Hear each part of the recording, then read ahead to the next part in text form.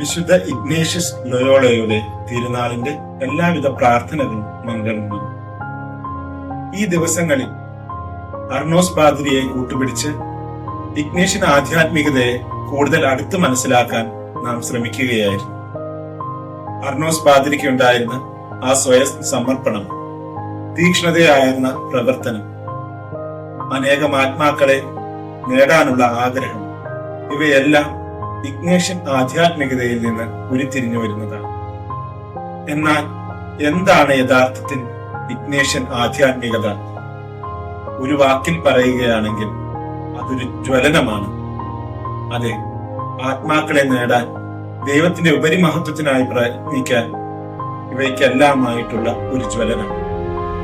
വിശുദ്ധ Francis സേവ്യറെയും John D ബ്രിട്ടോയെയും John ബെർക്ക്മെൻസിനെയും ഇങ്ങനെ തുടങ്ങി ഈശോ സഭ മിഷണറിമാരായുള്ള അനേകരെ ജ്വലിപ്പിച്ച ആ ഒരു തീക്ഷ്ണത, ദൈവത്തിനു വേണ്ടി, ഉപരിമഹത്വത്തിനു വേണ്ടി നാം വേല ചെയ്യാനായിട്ട് ഇറങ്ങിത്തിരിക്കുമ്പോൾ ഇഗ്നേഷ്യസ് ഓർമ്മിപ്പിക്കുന്നതും ഈ ഒരു തീക്ഷ്ണതയാണ്.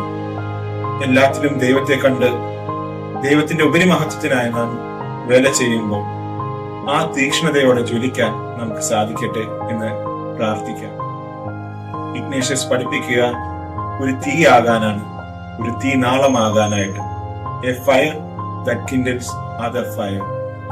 അതെ, ഒരു തീനാളമായി അനേകരെ ജ്വലിപ്പിക്കാൻ, യേശുവിലേക്ക് കൂടുതൽ അടുപ്പിക്കാൻ നമുക്ക് സാധിക്കട്ടെ എന്ന് ഈ തിരുനാൾ ദിനത്തിൽ നമുക്ക് പ്രാർത്ഥിക്കാം.